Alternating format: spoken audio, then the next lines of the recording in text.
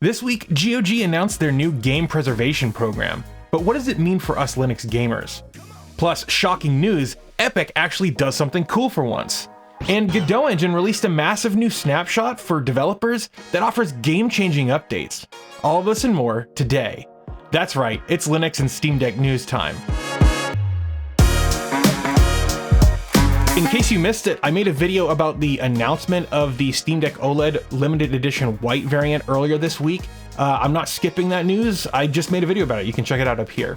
All right, as a game developer who has a game that's been released using Godot Engine, I'm actually extremely excited to see this new change coming to Godot 4.4.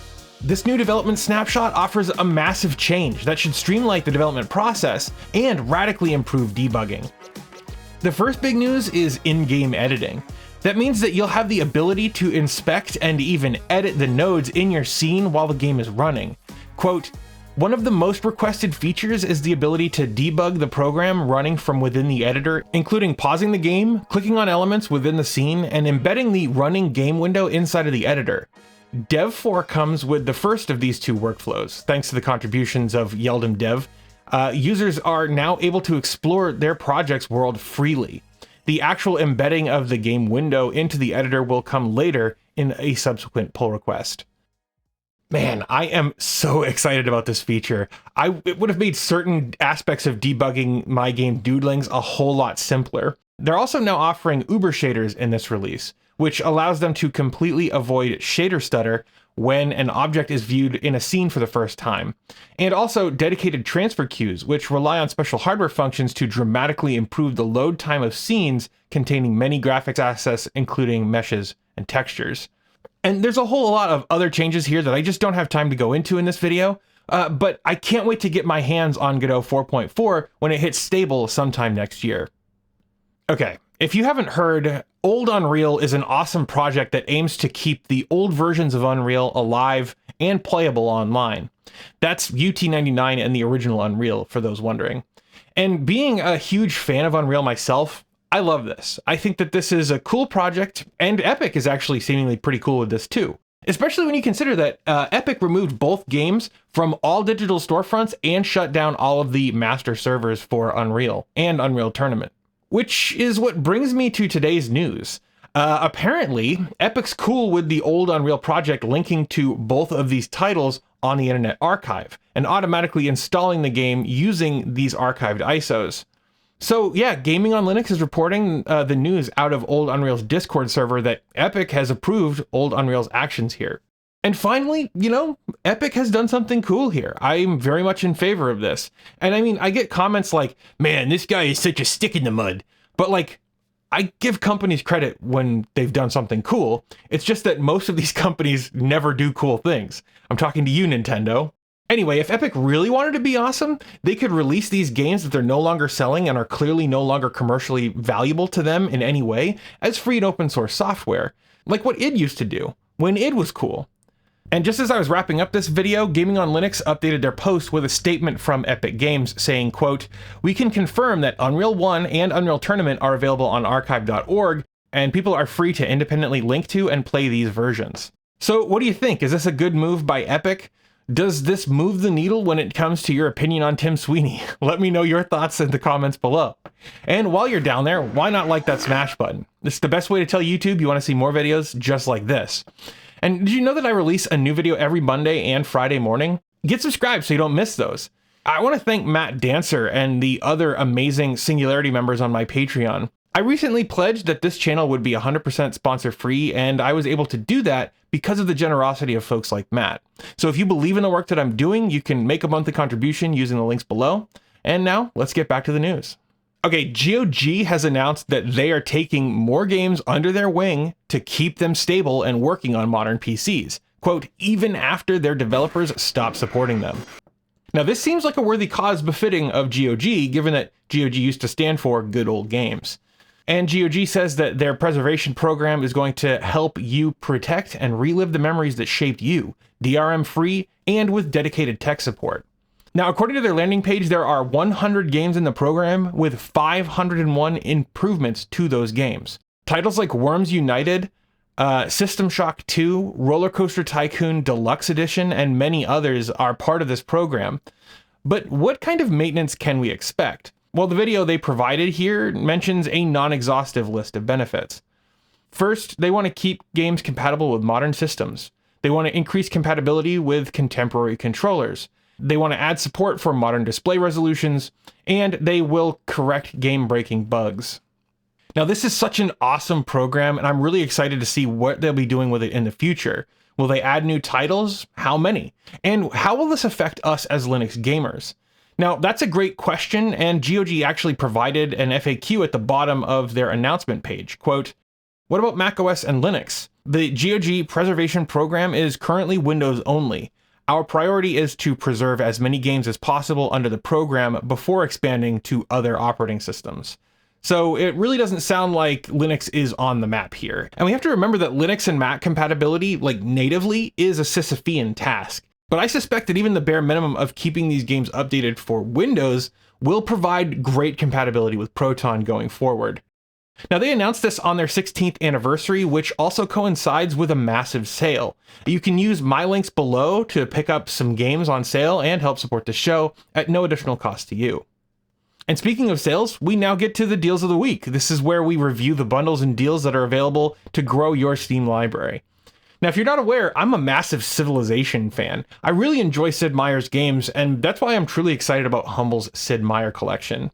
This bundle includes 10 games and 10 DLC packs for $18. The games include Civilization 6, which is playable, Civilization Beyond Earth, the collection, which is ProtonDB Gold, Civilization 5 Complete Edition, which is playable, Sid Meier's Pirates, which is gold, Civilization 4 Complete Edition, which is playable, Civ 3 Complete Edition, which is ProtonDB Silver, Sid Meier's Starships, which is playable, Sid Meier's Railroads, which is playable, Pacific Skies, which is verified, and Ace Patrol, which is playable.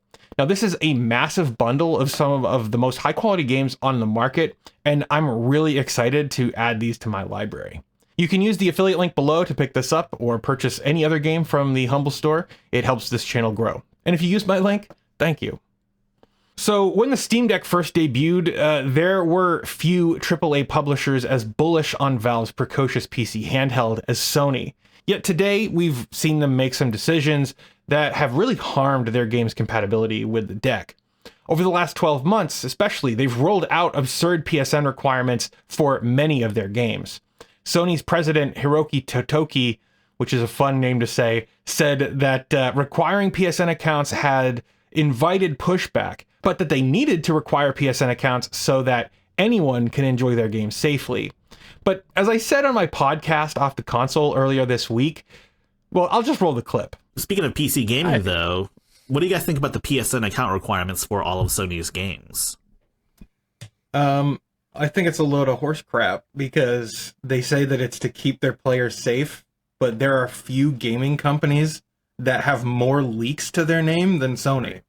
And so submitting your personal details to Sony is in no way keeping you safe. I'm sorry. It's anti-safe. Yeah. You could honestly, they could probably, if they do that statement, depending on what the statement is, they probably have a lawsuit on their hand, at least a class action. Yeah, I mean, as a user, it's like it's another login, you know, but the principle of it really is kind of grating, you know, and it's only because they want some numbers in some boardroom to be like, look at all the PSN accounts that we've got signups for, you know, like, look at this big success. Data's money. Yeah, it's not success. Data's money. Yeah. So making sure they can get more data is more money, technically. Now, if you want to watch the full episode of our podcast featuring special guest Russ from Retro Game Corp, you can click up here, or you can head over to podcast.subscribe2.me. We're syndicating this show through RSS over there, but you can also interact with the show by leaving comments, retweeting, and liking our posts using the Fediverse. It's pretty neat. Head over to podcast.subscribe2.me. Speaking of stories we touched on the podcast, Steam has a new tool for game developers that I'm really excited about. If you've played a beta branch of a game on Steam, then you'll know that it's not the simplest thing in the world to opt into or out of. You have to go into the game settings from your library and then select the beta tab and then choose a beta to opt into. But as a game dev myself, I've witnessed how painful this process can be, not just for our users, but for us to manage. A couple of months ago, I pushed a beta build of Doodlings, to solicit feedback and to do some testing. But the issue was, how do I tell my players that the game has a beta branch available for them to even opt into? Before this update, it was through a community post, which didn't really get that many views. And then, once the stable build was actually newer than the beta branch, how do I encourage my players to actually switch back to stable from the beta? So Valve has actually solved both of these issues with a new API. Now the game that you're playing can ask Steam which beta branch you're currently on. Games can now get a list of the beta branches that are available through Steam, and the game can now tell Steam which beta branch to opt into.